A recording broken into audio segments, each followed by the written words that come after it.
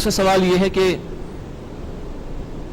Doctor صاحب آپ نے ذکر کیا گزشتہ ایک صدی قبل یا گزشتہ صدی کے چند مجددین کے حوالے سے یا ان لوگوں کے حوالے سے کہ جنہوں نے دین کو غالب کرنے کے حوالے سے ذکر کیا، کیا ماضی قریب میں کوئی ایسی کوششیں ہوئیں؟ کسی کا آپ نے ذکر نہیں کیا. اور پھر سوال یہ ہے کہ طالبان کی حکومت کو اس حوالے سے آپ کس انداز سے دیکھتے ہیں؟ یہ جو میں نے ان کا ذکر کیا یہ ماضی قریب ہی ہے نا. ابھی 20ویں صدی ختم ہوئی کتنے دن ہوئے ہیں؟ جمعہ 8 دن 7 برس ابھی ہوئے ہیں.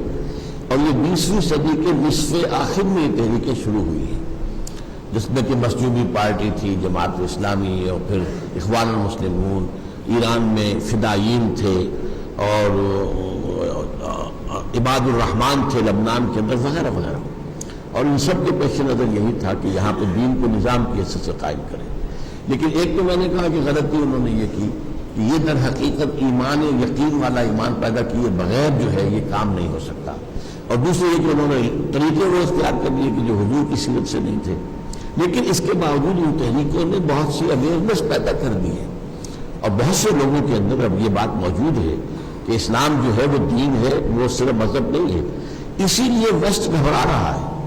اب دیکھیے کیا انہیں تشویش ہو گئی ہے.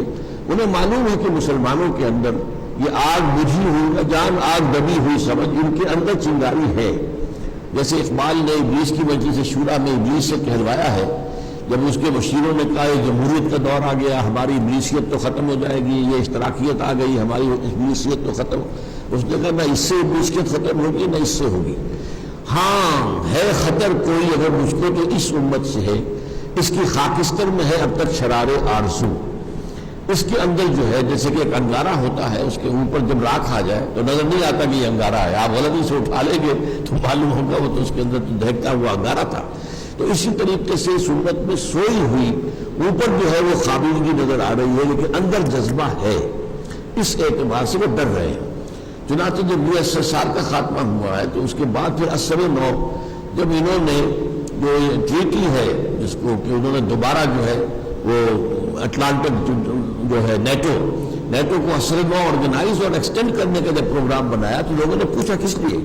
کیونکہ اب ہمیں اسلامک فنڈامنٹلزم سے خطرہ ہے. اس لیے کہ پہلے انہیں جو اشتراکیت سے جو مقابلہ تھا وہ بھی نظام کا تھا، مذہب کا تو نہیں تھا. مذہب کے جو تھے سارے کے سارے ایسٹرن یورپ کے لوگ اور رشیا وغیرہ کے لوگ کون تھے؟ عیسائی تھے. ایسٹرن آرتھوڈاکس تھے تو عیسائی. ادھر ویسٹ یورپ اور امریکہ کون تھے؟ عیسائی تھے. تو جھگڑا مذہب کا تو نہیں تھا، نظام کا تھا. یہ سرمایہ دارانہ نظام، بینکنگ کی بنیاد پر چلنے والا سرمایہ دارانہ نظام، اور وہ اس کے برعکس جو ہے وہ ایک نظام لے آئے تھے کمیونزم کا، جس سے اس وقت انہیں بڑا شدید اندیشہ تھا. ایک زمانے میں ویسٹ کانپ رہا تھا کہ کمیونزم اس تیزی سے آگے بڑھ رہا ہے کہ اس کا جو ہے مقابلہ آسان نہیں. اسی لیے نیٹو بنا، سیٹو بنا، سینٹو بنا، میڈو بنا، نہ معلوم کتنی آرگنائزیشن ٹو کنٹین USSR یہ بنائی گئی تھی. اور چونکہ خلا میں بھی پہلا روسی چلا گیا تھا تو ان کے اوپر کب کب یہ تعریف ہو رہی تھی کہ روس تو بہت آگے نکل گیا ہم سے. لیکن بہرحال اس کے بعد جو صورتحال ہے وہ بدلی ہے اور وہ ختم ہو گیا. وہ نظام غیر فطری نظام تھا، اس کا خاتمہ ہو گیا. اب وہ سمجھتے ہیں کہ ہمارا جو ہے مقابلہ وہ اب ہے اسلام کے نظام سے.